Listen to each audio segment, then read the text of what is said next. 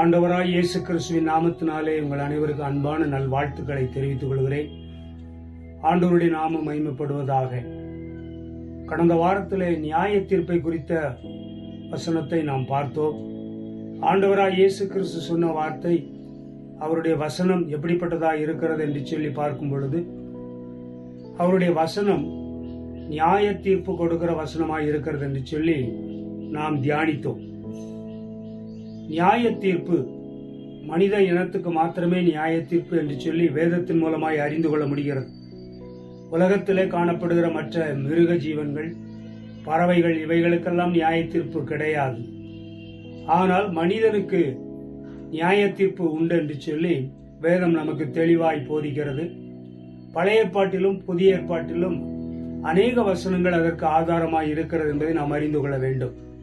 உதாரணமாக பிரசங்கியின் புத்தகத்துல 3வது அதிகாரத்துல உள்ள ஒரு வசனம், 17வது வசனம் இவ்விதமாய் சொல்லுகிறது: சகல எண்ணங்களையும் சகல செய்கைகளையும் நியாயம் தீர்க்கும் காலம் இனி இருக்கிறபடியால் சன்மார்க்கனையும் துன்மார்க்கனையும் தேவன் நியாயம் தீர்ப்பார் என்று என் உள்ளத்தில் எண்ணினேன். சகல எண்ணங்களையும் சகல செய்கைகளையும் நியாயம் தீர்க்கும் காலம் இனி இருக்கிறது என்று சொல்லி சொல்லப்பட்டுள்ளது. இந்த ஒரு வசனத்துல 2 பகுதி இருக்கு. அப்ப மனிதனுடைய வாழ்க்கையிலே மரணத்திற்கு பின்பு அவனுக்கு நியாய தீர்ப்பு உண்டு என்று சொல்லி எபிரேயர் 9ஆம் அதிகாரத்திலே கடைசி வசனத்திலே அவ்விதமாய் சொல்லப்பட்டிருக்கிறது. அந்த வசனத்தின் அடிப்படையிலே மனிதன் நியாயம் தீர்க்கப்படுகிறான். எந்த காரியத்தை முன்னிட்டு அவன் நியாயம் தீர்க்கப்படுவான் என்பதற்கு ஒரு சில வசன ஆதாரங்கள் இங்கு இருக்கிறதை நாம் பார்க்கிறோம். இப்ப மனுஷனுடைய வாழ்க்கையில பாருங்கள், சகல எண்ணங்களையும் என்று சொல்லப்பட்டிருக்கிறது. சிந்தனைகள் கூட நியாயம் தீர்க்கப்பட இருக்கிறது. மனிதனுடைய சிந்தனைகள், அடுத்து சிந்தனைகள் தான் செயல் வடிவம் பெறுகிறது, அது செயல்படுத்தப்படுகிறது. அதனாலதான் சகல எண்ணங்கள், சகல சிந்தைகள், அப்புறம் சகல செய்கைகளையும் நியாயம் தீர்க்கிறார். அதன் பிற்பாடு செய்கைகள், அதாவது ஒர்க்ஸ் அல்லது கிரியைகள், இவைகள் எல்லாமே நியாயம் தீர்க்கப்பட இருக்கிறது என்பதை நாம் அறிந்து கொள்ள வேண்டும். இவைகள் எல்லாம் நியாயம் தீர்க்கப்பட்டு அதற்கு உரிய அந்த தேவனுடைய தீர்ப்பு வெளியாகும் என்பதை அறிந்து கொள்ள வேண்டும். இயேசு சொன்ன போது என்னுடைய வசனம் என்று சொன்னார். என் வசனமே அவனை கடைசி நாளில் நியாயம் தீர்க்கும். இந்த வசனம் என்று பார்க்கும் பொழுது இயேசு சொன்ன வார்த்தைகள் எல்லாம் ஒரு சட்ட புத்தகத்திலே எப்படி சட்டங்கள் எழுதி வைக்கப்பட்டு அதன் அடிப்படையிலே ஜட்ஜி வந்து தீர்ப்பு கொடுக்கிறாரோ, அதே போல இயேசு சொன்ன வசனங்கள் ஏற்கனவே நாம் பார்த்து விட்டோம். வானமும் பூமியும் ஒளிந்து போனாலும் அவருடைய வார்த்தைகள் ஒளிந்து போகாது. அப்ப அந்த அவருடைய வார்த்தைகள், வசனங்கள் சட்ட புத்தகம் போல் இருக்கும். அந்த சட்டங்களை பேஸ் பண்ணி நியாய தீர்ப்பு கொடுக்கப்படும் என்பதை நாம் அறிந்து கொள்ள வேண்டும். இங்கே பார்த்தா ஆண்டவருக்கு ஸ்தோத்திரம், சகல எண்ணங்கள் சகல செய்கைகளையும் நியாயம் தீர்க்கும் காலம் இனி வருகிறதா இருக்கிறது என்று சொல்லி நாம் இங்கு பார்த்தோம். அதே பிரசங்கியின் புத்தகத்திலேயே 11வது அதிகாரம் 9ஆம் வசனம் இவ்விதமாய் சொல்லுகிறது. பிரசங்கி 11:9, ஆண்டவருக்கு ஸ்தோத்திரம் உண்டாகட்டும். வாலிபனே, உன் இளமையிலே சந்தோஷப்படு, உன் வாலிப நாட்களிலே உன் இருதயம் உன்னை பூரிப்பாக்கட்டும். உன் நெஞ்சின் வழிகளிலும் உன் கண்ணின் காட்சிகளிலும் நட. ஆனாலும் இவை எல்லாவற்றின் நிமித்தமும் தேவன் உன்னை நியாயத்திலே கொண்டு வந்து நிறுத்துவார் என்று அறி என்று சொல்லப்பட்டிருக்கிறது. ஆகையினாலே எல்லாவற்றையும் தேவன் நியாயத்திலே கொண்டு வந்து நிறுத்துவார். அப்படியானால் நம்முடைய சிந்தனைகள், நம்முடைய செயல்கள் எல்லாமே அங்கே நியாய தீர்ப்புக்கு உட்படுத்தப்படுகிறது என்பதை நாம் அறிந்து கொள்ள வேண்டும்.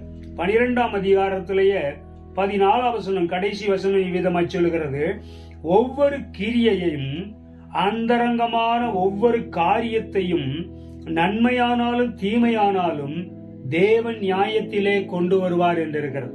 அப்போ ஒவ்வொரு கிரியை, செயல்பாடுகள், அந்தரங்கமான ஒவ்வொரு காரியம், அப்புறம் நன்மையானாலும் தீமையானாலும் தேவ நியாயத்திலே கொண்டு வருவார். ஆண்டவருக்கு மகிமை உண்டாகட்டும். இப்படிப்பட்ட விஷயங்கள் இருக்கிறபடினாலதான் நான் ஏற்கனவே சொன்னது போல அப்போஸ்தலனாகிய பவுல் இந்த ஃபேலிக்ஸ் பேசிக்கிட்டு இருந்த பொழுது மனம் திரும்புதலையும் நியாய தீர்ப்பையும் குறித்து பேசின பொழுது அவன் பயம் அடைந்து என்று சொல்லப்பட்டிருக்கிறது. பயம் அடைந்து இப்பொழுது நீ போகலாம் என்று சொன்னான். ஆண்டவருக்கு ஸ்தோத்திரம்.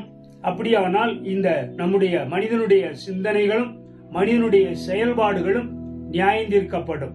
இன்றைக்கு ஒருவேளை உலகத்திலே சட்டங்களுக்கும் மற்றும் இன்னும் சொல்ல போனால் நீதித்துறைக்கும் ஒருவேளை ஒரு மனிதன் தப்பி போகலாம். ஆனால் கடைசியிலே பைபிள்ல சொன்னபடி, வேதத்தில் சொன்னபடி வெள்ளை சிங்காசன நியாய தீர்ப்பு என்று ஒன்று இருக்கிறது. கிரேட் ஒயிட் த்ரோன் என்று சொல்லி இவ்விதமாக பெரிய வெள்ளை சிங்காசன நியாய தீர்ப்பு. அந்த வெள்ளை சிங்காசனம் வெள்ளை பரிசுத்தத்தை குறிக்கிறது. ஆண்டவர் அதிலிருந்து மனிதர்களை நியாயம் தீர்ப்பார் என்று சொல்லி வெளிப்படுத்தின விசேஷத்திலே தெளிவாய் எழுதப்பட்டுள்ளது. இன்னும் சொல்ல போனால் மத்தேயு 12:36 விதமாய் சொல்லுகிறது. அங்கே பார்த்தா பாருங்க, நல்ல மனுஷன் இருதயமாகிய நல்ல பொக்கிஷத்திலிருந்து நல்லவைகளை எடுத்து காட்டுகிறான், பொல்லாத மனுஷன் பொல்லாத பொக்கிஷத்திலிருந்து பொல்லாதவைகளை எடுத்து காட்டுகிறான். இது 35. அப்புறம் 36 பாத்தீங்கன்னா, மனுஷர் பேசும் வீணான வார்த்தைகள் யாவையும் குறித்து நியாய தீர்ப்பு நாளிலே கணக்கு ஒப்புவிக்க வேண்டும் என்று உங்களுக்கு சொல்லுகிறேன். சொன்னது யாரு? இயேசு. மனுஷர் பேசும் வீணான வார்த்தைகள் யாவையும் குறித்து நியாய தீர்ப்பு நாளில என்ன செய்ய வேண்டுமா? கணக்கு ஒப்புவிக்க வேண்டும். அப்படி இவர் சொன்னதை வச்சு பார்க்கும்போது இப்ப நியாய தீர்ப்பு நாள் என்று சொல்லி ஒன்று இருக்கிறது. தி டே ஆஃப் ஜட்ஜ்மெண்ட், நியாய தீர்ப்பின் நாள் என்று சொல்லி ஒன்று இருக்கிறது. அந்த நாளிலே அப்ப மனுஷனுடைய சிந்தனைகள், மனிதனுடைய வார்த்தைகள், மனிதனுடைய செயல்பாடுகள் இவைகள் எல்லாம் நியாய தீர்ப்புக்கு உட்படுத்தப்படும் என்பதை நாம் அறிந்து கொள்ள வேண்டும்.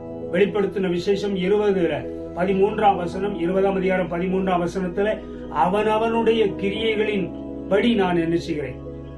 பலன் தருவேன். அவனவனுக்கு நான் அளிக்கும் பலன், அவனவனுடைய கிரியைகளுக்கு தக்க பலன், நான் அளிக்கும் பலன் என்னோடு கூட வருகிறது என்று சொன்னார். அப்போ மனிதனுடைய செயல்பாடுகளின் அடிப்படையிலே அவர் அளிக்கிற பலன்கள் அவரோடு கூட வருகிறது என்பதை நாம் அறிந்து கொள்ள வேண்டும். ஆகவே இவ்விதமாக இயேசுவின் வசனங்கள், வார்த்தைகள் நம்மை நியாயம் தீர்க்கக்கூடியதாக இருக்கிறது என்பதை அறிந்து கொள்ள வேண்டும். ஜெபம் செய்வோம். சர்வ வல்ல தேவனை நாங்கள் உம்மை துதிக்கிறோம், ஸ்தோத்திரிக்கிறோம். இந்த நாளுக்காய் நன்றி சொல்கிறோம். ஆண்டவரே, வேத புத்தகத்தில் சொல்லி வைத்திருக்கிற இந்த வார்த்தைகளுக்காய் நன்றி. தாவீது சொல்கிறது போல உம்முடைய நீதி நியாய தீர்ப்புகளின் நிமித்தம் அதை குறித்து நான் பயப்படுகிறேன் என்று சொன்னபடி ஆண்டவரே, எங்களுடைய வாழ்க்கையிலே ஆண்டவரே அந்த பய உணர்வு எங்களுக்குள்ளே உண்டாக வேண்டும். ஆண்டவரே ஸ்தோத்திரம். நாங்கள் உமக்கு பிரியமான ஒரு வாழ்க்கை வாழ நீர் எங்களுக்கு கிருபை பாராட்ட வேண்டும். எங்களால் முடியாது, ஆனால் தேவனால் எல்லாம் கூடும். பரிசுத்த ஆவியானவர் எங்களுக்கு உதவி செய்வாராக. உமக்கு பிரியமானபடி வாழ எங்களுக்கு உதவி செய்யும். இயேசு கிறிஸ்துவின் நாமத்தில் வேண்டுகிறோம், ஜீவனுள்ள பிதாவே. ஆமென், ஆமென்.